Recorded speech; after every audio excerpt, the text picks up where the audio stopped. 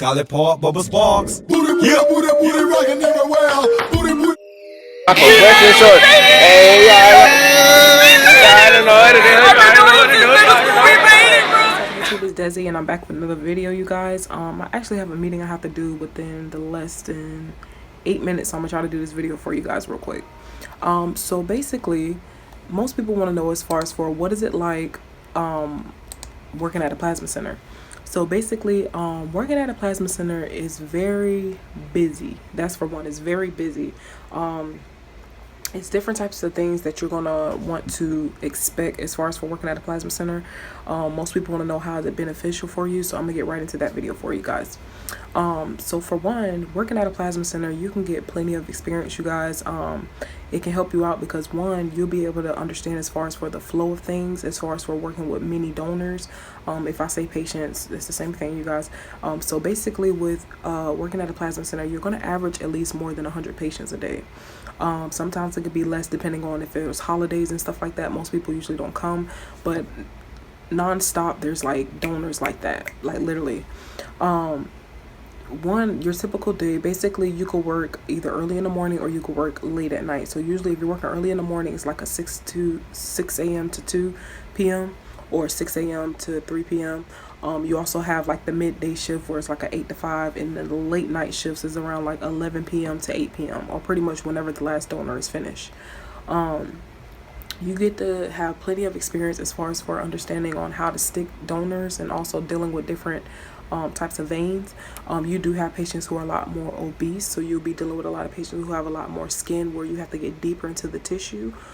You also have patients who are smaller where it's easier to access the vein, but say for instance they have an easy access for the vein, but the flow isn't all the way good, so you got to keep that in mind as well too. Another thing about working at a plasma center, you'll be able to get your experience as far as for different multiple things. So meaning as in you can get your experience with working in the lab, or you can get your experience being a donor floor technician. That's pretty much what I started off with. Or you can get your experience with working as receptionist or even becoming a management. It all just depends on how long you're trying to work at the plasma center and what position you're trying to take up. There's different types of positions. So one, when you start off, you may start off as a donor floor technician, and pretty much for donor floor technician, what you do is you'll basically be monitoring the donors as they're donating. So whenever you see something that's going on or something like that, you'll be able to document that type of issue. Also, you want to pay attention as far as for the surroundings, making sure everything's stocked up when it comes to the donors. You got to make sure you set up the machine, make sure you disconnect the machine. Good things I like about the plasma center is like when we had meetings, they'll make sure they say whoever had the most disconnects or whoever had the most setups, and they'll give you like a gift card and stuff like that. So that stuff is kind of fun too.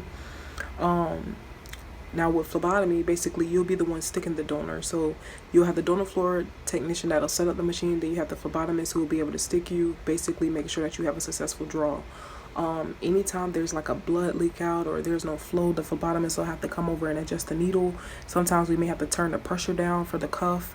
It all just depends, but it's a learning experience when it comes to the phlebotomy part. You also have the lab technician. So the lab technician is basically the person that's going to process the bottles. It's a lot of work when working in the lab, and it stinks. So if you want to work in the lab, just know you're going to be working around all types of body fluids.